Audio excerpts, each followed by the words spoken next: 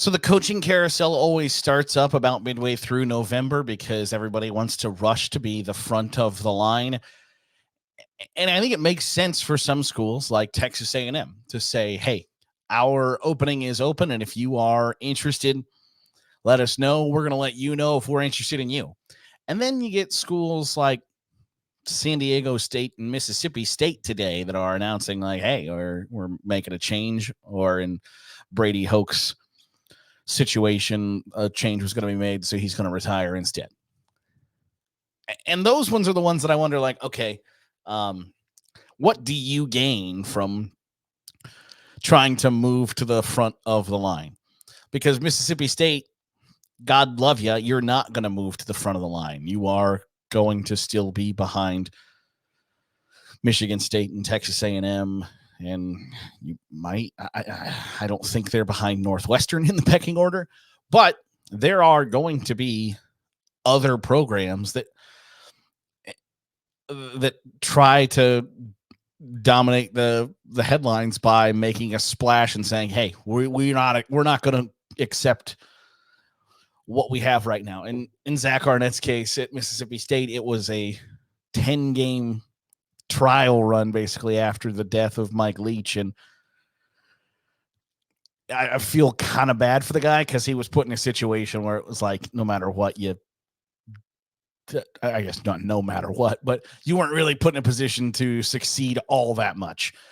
That venerable coach dies unexpectedly at the end of the season, and there's really no tactful way to go about a coaching search at that point. Like, there's just no way to really do it and not come across as just crass and insensitive. So you hire somebody on staff, and then that person goes, "I don't want to do things the way that the old guy did." I was like, "Well, wait a second. The old guy did pretty well for Mississippi State." Like Dan Mullen and Mike Leach, Mississippi State is not an easy place to win, given the location, the conference, a bunch of other extenuating circumstances. It's not easy. So the idea that like they needed to make an announcement today so they could jump towards the start of the line is like, okay.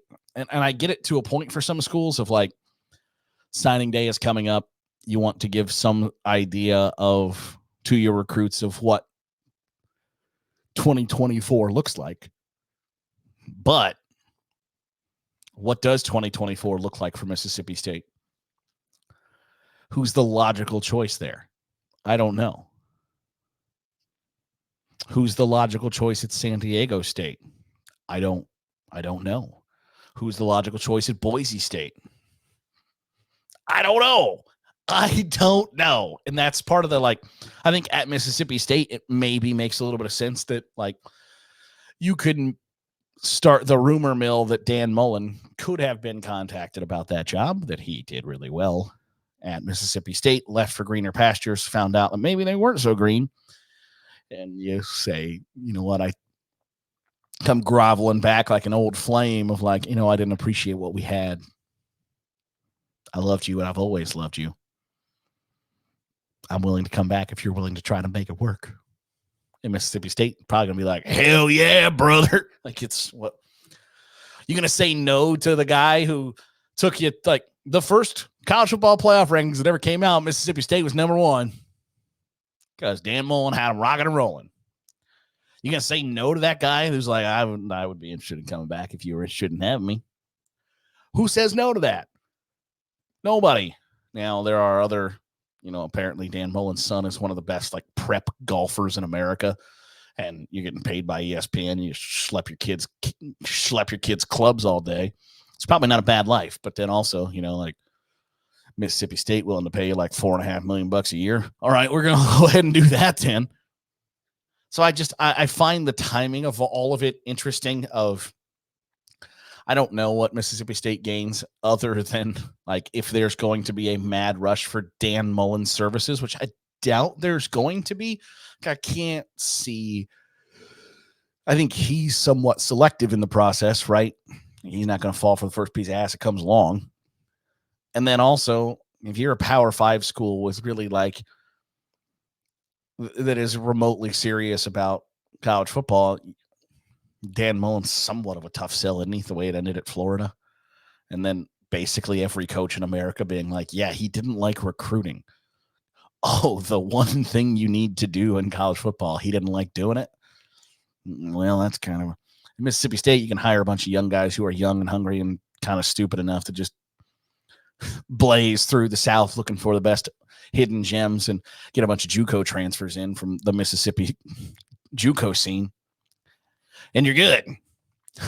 So maybe Dan Mullen comes back and says, you know what? This was a pretty good job for me, actually. If you guys were interested in having me, I'd be interested in coming back. But they're not going to be the only ones to do it in the course of the next couple of weeks. And maybe we'll go through who's on the like burning hot seat. And, you know, living in Ohio, I get asked all the time, like, if Ohio State loses to Michigan, is Ryan Day on the hot seat? No. Like I think the conversation around, like, by the way, Ryan Day was that 2018 that Mississippi State hired Joe Moorhead, and it did not go well. That supposedly Ryan Day had interviewed and almost accepted the Mississippi State job back then. Boy, what might have been. He's probably not the head coach at Ohio State right now. Is he the head coach at Mississippi State still? I don't know. But that supposedly happened. That Ryan Day was very close to becoming the Mississippi State head coach. That could be a fun what if Wednesday of like, what if he took the Mississippi State job? But anywho, there are questions about, like, is he on the hot seat if they lose to Michigan again? And I don't think so, because I think the perception has dramatically changed over the course of the last, 30 days about Ryan Day's previous 2 losses to Michigan. Now, the argument is, you know, they haven't beat them since 2019. Right. They didn't play in 2020 because Michigan suspiciously got the Rona the week of the Ohio State-Michigan game and had just dozens of players out, couldn't do it, whatever. They were going to get beat by 100, and they didn't play. Then the next 2 years, Michigan beat the tar out of Ohio State. But now I think there's a supremely large portion of the Ohio State fan base that's like, yeah, Michigan knew what plays we were running.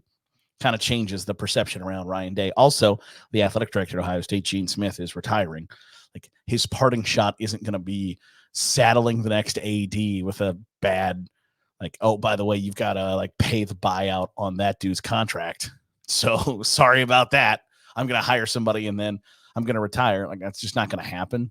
So I don't think, unless it's barring a like 75-0 Michigan only coaches with Jim Harbaugh on the sidelines and like no, I don't think Ryan Day is on the hot seat. But we can go through at some point who is on the hot seat.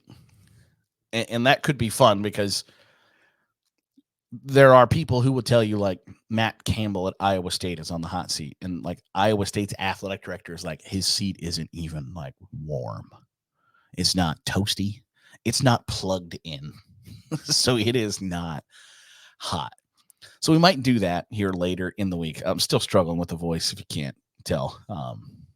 Was a little under the weather last week and then didn't really rest the voice this week. So going to be another short episode. But I just find the idea interesting of we're going to fire our coach now. And the like somewhat persistent question is like, what do you gain from that? And if you can get some energy and some momentum built with somebody new, because that's generally how it works, is you get a little bit of a boost anytime you make a change like that.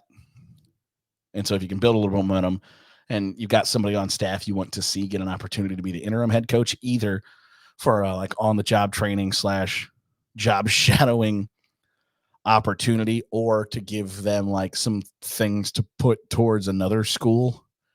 If you want them to get a group of 5 opportunity or something like that, you say, hey, this guy's going to be interim for 4 games, and you can point to their record or the footage or whatever and say, here's how we did things last 4 weeks of the season. Here's how things got better, etc. So there are a couple of reasons to fire your coach at this stage.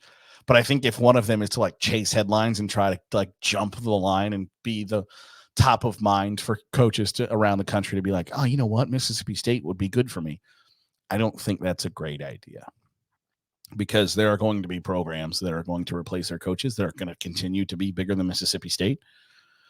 And at that point, you're going to get kind of lost in the shuffle anyway. Like, you're going to have to be really specific about your hire to begin with, and then let alone like when you're battling Texas A&M and Michigan State, and there will be some others that pop up that I don't know are blue bloods, but are certainly going to be like B tier football programs that make you go like, oh, do I want that job? Yeah, probably.